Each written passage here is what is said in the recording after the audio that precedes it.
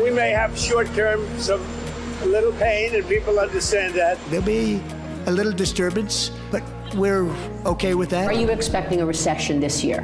There is a period of transition because what we're doing is very big. We've become addicted to this government spending, and there's going to be a detox period. There will be a recession this year, and that's not coming from me. That is from the president himself and the Secretary of Treasury, Secretary of Commerce. You just heard all of that. And if that's not enough, listen also to JP Morgan, who has raised their risk of recession from 35% to 60%. And the only reason they won't say it's 100% is because, of course, that's irresponsible on their part. But that's where I come in. I'm able to tell you a truth that they're not allowed to say, which is the chance of recession is 100%.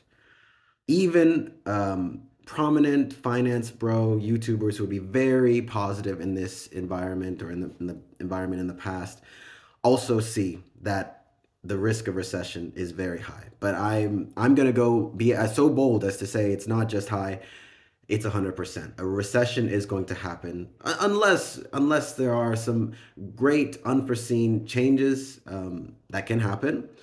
But even then, I would say the chance is 99% to 100%. But before we get into things properly, let me introduce you to the unemployment report. Today is Saturday 6th. I'm Samuel Oshinike reporting to you from Berlin, Germany. And I know I don't look it, but I am 100% American as apple pie. I am a data analyst. I am an MBA. I am an engineer. I am obsessed with economics and employment. But right now I'm just a guy talking to you on YouTube like anybody else. But I'm hoping that through this channel and through this video, we're going to achieve two main things. One is to orient ourselves around the economy, what's happening based on all sorts of different factors, events that are occurring, and most recently, these tariffs that were just announced. And two, given the orientation, given what's going on, we want to identify what can we do? What choices do we have to make? What decisions can we make to make it through this storm that is coming, and maybe even on the other side, find opportunities. There's a great quote from Winston Churchill in World War II, which is, "Don't let a good crisis go to waste." And I think that is definitely true in this case. So that is our goal. We want to understand what's occurring in the economy, how that affects you, and how you can make good choices based on the facts. So part of orienting ourselves around the economy is we're going to be looking at labor reports, unemployment reports, credit ratings, mortgage ratings, the yield on the 10-year, the yield, the 1-year yield. And then we're also going to be looking with prominent economists and investment leaders such as Ray Dalio, Yanis Varoufakis, Paul Kruger, Adam Tooze. And oftentimes they speak in code. And what we're going to do is decode what they're talking about to understand how that affects us on a day-to-day. How can we make decisions on our jobs? Should we quit? Should we leave? Should we wait to get laid off? If you're already unemployed, what do you do? So that is the goal of this channel, of these videos. And the first thing we're going to look at is, of course, based on the tariffs and why these tariffs are guaranteeing a recession this year. And the first thing we have to talk about with recessions is that it's not a bad word necessarily. It's just a fact of nature. Just like the seasons, that there's a summer, spring, fall, winter, there is ups and downs in the business cycle. And so what we have to figure out is, where are we in the business cycle? Are we at the top? Are we coming down? Are we at the bottom? Are we coming up? And I have to tell you, the first thing is that we are at the top. We've been at the top for a while, and people have been waiting for the top to come down for something, and they've been waiting for a trigger. That's usually how things go. Something triggers these recessions. They don't just necessarily happen spontaneously. So a trigger could be a new technology comes in, or a new trade policy like tariffs come in, and that is going to make a change. Okay, if you watch no other part of the video, I hope you watch this part. And we're going to walk through step by step how the tariffs are going to occur, how they're going to affect people and companies alike. So, first, Trump announces the tariffs, right? So that is going to start with a panic. People are going to try and figure out what does that mean. Well, they know in their heads that it means there should be higher prices on certain goods, like cars, for example, cars, SUVs.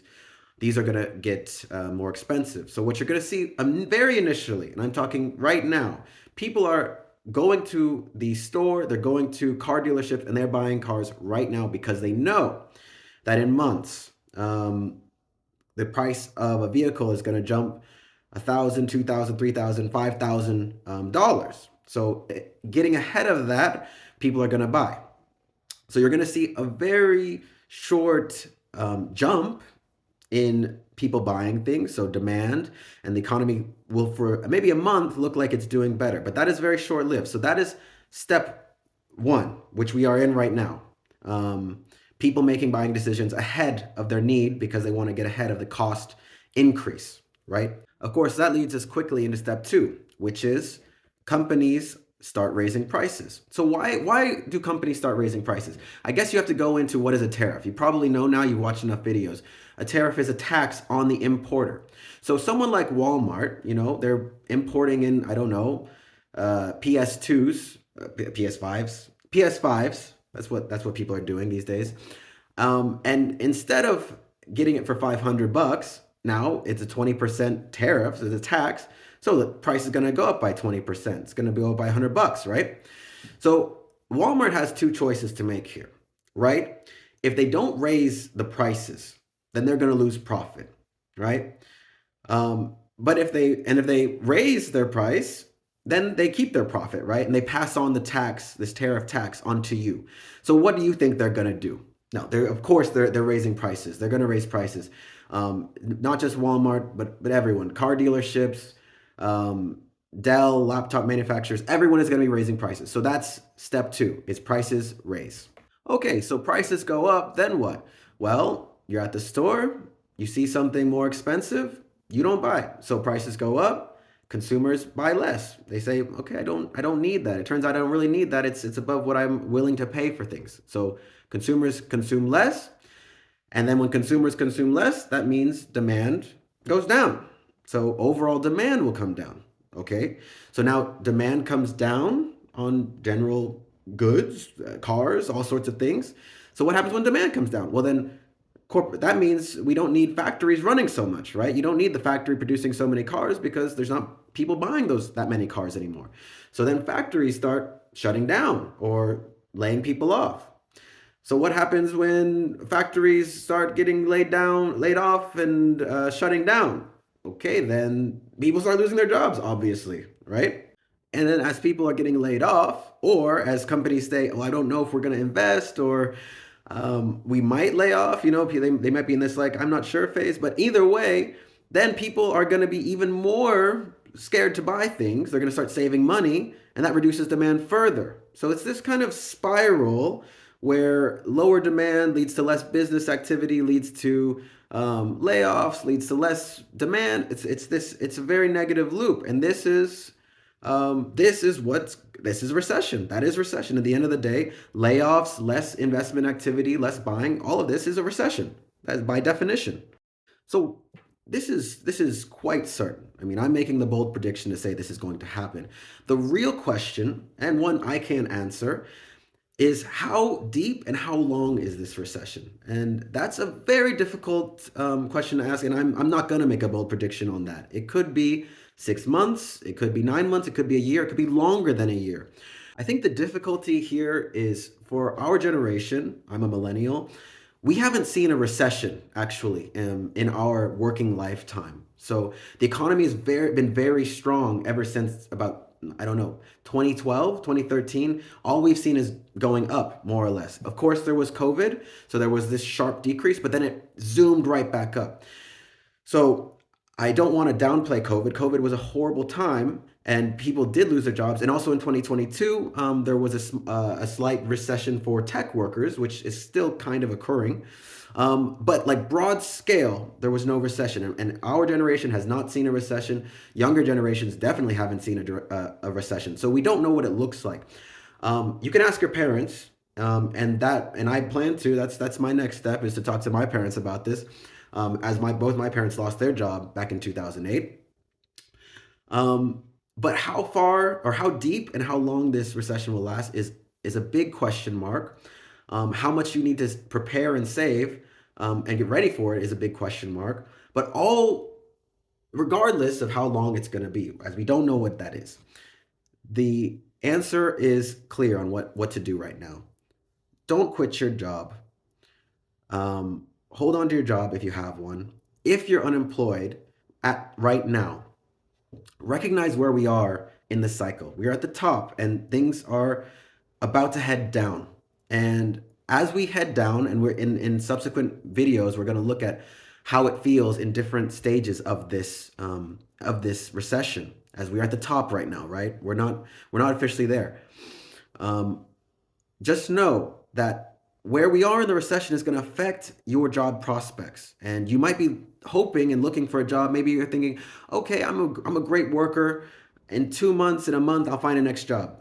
Well, you need to reset. You're going to need to reset your expectation there, because when we're in a recession, when things are going down, it's not going to be 2 months. It's not going to be 3 months. It could be 4, 5, 6, 7 months. And that's normal. And it's not because you're a bad worker necessarily. It's because things are changing in a very different way than we haven't seen in a long time.